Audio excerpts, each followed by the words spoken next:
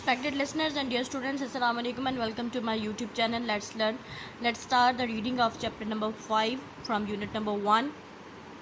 Land use, farming and forest. यानी farming के लिए एग्रीकल्चरल फार्मिंग, क्रॉप फार्मिंग के लिए या कैटल फार्मिंग के लिए और जंगलात के लिए ज़मीन का इस्तेमाल। हमारा फर्स्ट टॉपिक है सॉइल, मट्टी। The agriculture and industry of a country depends on the kind of soil and rocks that are found there. किसी भी मुल्क की ज़राअत और सनत का इन्हिसार उसकी मट्टी और वहाँ पे मौजूद चट्टानों की पे होता है। यानी अगर किसी मुल्क की मट्टी अच्छी है, यानी उसकी ज़मीन अच्छी है, तो उसकी ज़राअत भी अच्छी होगी, उसकी इंडस्ट्री भी उस पर फ्लरिश करेगी, अच्छी होगी। इन सम प्लेसेस, बाज़ जगहों पे no crops can be grown, कोई फसल नहीं उग सकती, बिकॉज क्योंकि देयर इज़ लिटिल वाटर, क्योंकि वहाँ पानी बहुत कम होता है, and the soil is poor, और मट्टी नाकिस होती है, और there is too much water, या फिर वहाँ बहुत ज़्यादा पानी होता है, and land gets soaked with water, और ज़मीन पानी से भीगी हुई होती है, पानी में डूबी हुई होती है, पानी ज़मीन के अंदर जज़्ब हुआ होता है। यानी अगर किसी जगह पे पानी कम है तो भी वो मट्टी ज़रहेज़ नहीं होगी, वहाँ पे नहीं उग पाएंगी फसलें, और अगर वहाँ पे पानी बहुत ज़्यादा है तो तब भी मट्टी ज़रहेज़ नहीं होती, यानी वहाँ पे कीचड़ बना रहेगा, वहाँ पे अच्छी फसलें काश्त नहीं हो सकेंगी। इन अदर प्लेसेस, और बाज़ जगहों पर, देयर इज़ सफिशेंट वाटर, काफ़ी पानी होता है, the soil is rich and fertile and crops can grow well, वहाँ की मिट्टी ज़रहेज़ होती है और वहाँ पे बड़ी तादाद में अच्छे तरीके से फसलें ज़्यादा मिकदार में उग सकती हैं। The map below shows you the type of land we have in our country.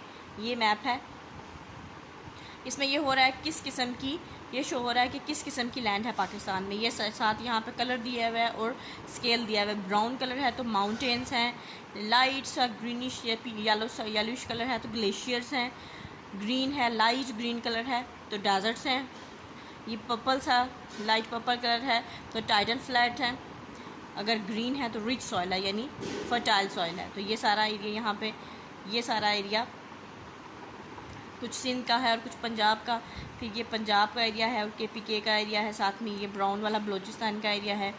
इस तरह से ये सारा, ये यहाँ से नॉर्थ साउथ ईस्ट वेस्ट को शो कर रहा है कि पाकिस्तान में किस किस्म की सॉइल है, किस किस्म की। Compare this map with the map of the reverse on page 31। Do you notice how important the Indus river is.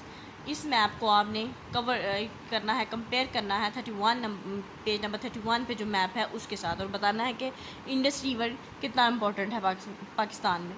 तो इंडस रिवर जो है वो पाकिस्तान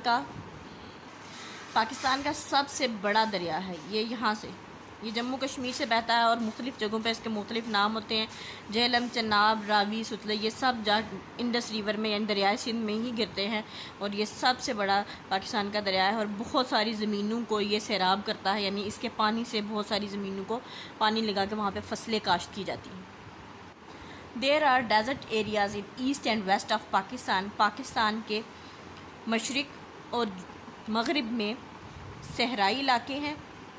डेजर्ट्स आर सैंडी और रॉकी, डेजर्ट्स आर सैंडी और rocky and there is a little water.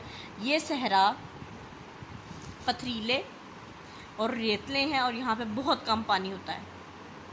It is difficult to grow crops in the deserts. ये बहुत मुश्किल है कि डेजर्ट्स में कोई फसल उग सके, सहरा में कोई फसल उग सके, but by building canals to take water to these areas parts of the land can be made fertile. लेकिन अगर एक नहरी निज़ाम बनाया जाए और यहाँ पे पानी से सैराब किया जाए इन एरियाज़ को, इन इलाकों को, तो बहुत सी जो सी ज़मीनें हैं उनको ज़रहेज़ बनाया जा सकता है।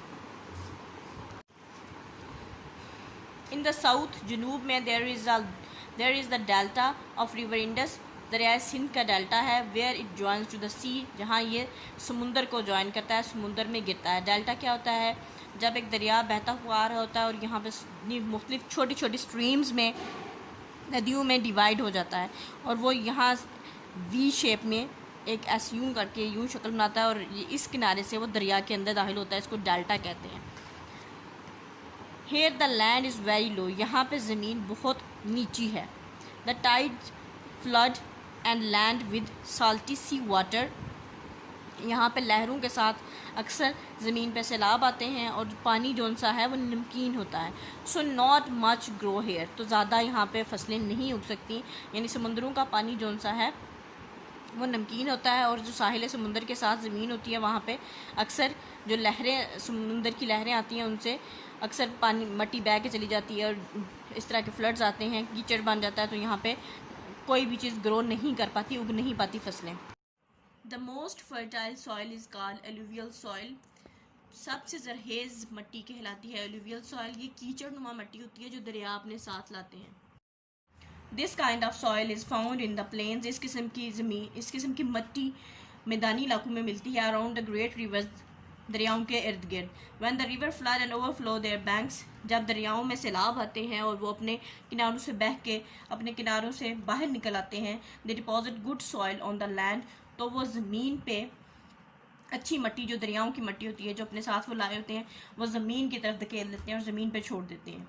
इन द माउंटेन्स, पहाड़ों पे, the rivers are fast flowing, तेज़ दरिया तेज़ बहते हैं। They break up the rocks, और वो चट्टानों को तोड़ देते हैं। And cut through the earth, और ज़मीन को काट देती है, यानी यहाँ जहाँ से दरिया तेज़ी से बहते हैं साथ साथ अपनी मट्टी बहाते हुए, अपने दरियाओं को, चट्टानों को काटते हुए मट्टी अपने साथ बहा के ले जाते हैं। दिस इज़ कॉल्ड एरोजन, इसको एरोजन कहते हैं, यानी कटाव का अमल। When there is a heavy shower rain, जब बहुत ज़्यादा बारिशें होती हैं, बहुत तेज़ बारिशें होती हैं, the fast flowing water carries away much of the soil, तो तेज़ी से बहता हुआ पानी अपने साथ बहुत सारी मट्टी को अपने साथ ले जाता है। दैट इज़ ऑन सरफेस, जो कि सतह पे होती है।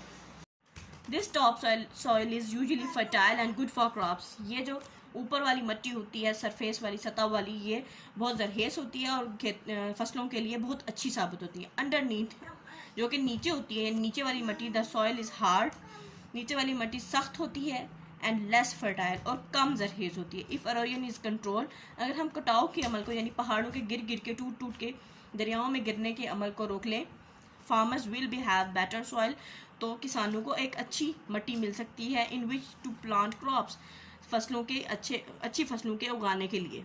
One way of slowing down the process of erosion is to plant tree, कटाव के अमल को, यानी पहाड़ों के टूटने के, लैंडस्लाइडिंग के अमल को रोकने के लिए क्या किया जा सकता है कि उसके अमल को कम करने के लिए ज़्यादा दरख्त लगाए जाएं। ट्रीज़ हैव लॉन्ग रूट्स, दरख्तों की लंबी जड़ें होती हैं, which hold the particles of soil together, जो कि मट्टी के ज़र्रों को अपने साथ जोड़ के रखती हैं। This is why we have to be careful not to cut down too much tree, इसलिए हमें मुहतात रहना चाहिए और दरख्त नहीं काटने चाहिए, बहुत ज़्यादा दरख्त नहीं काटने चाहिए। We have to plant more forest, बल्कि हमें ज़्यादा जंगलात उगाने चाहिए, ज़्यादा पौधे उगाने चाहिए। इसको हम यहाँ पे स्टॉप करेंगे, कल इंशाल्लाह नेक्स्ट स्टार्ट करेंगे। Wish you best of luck and अल्लाह हाफिज़।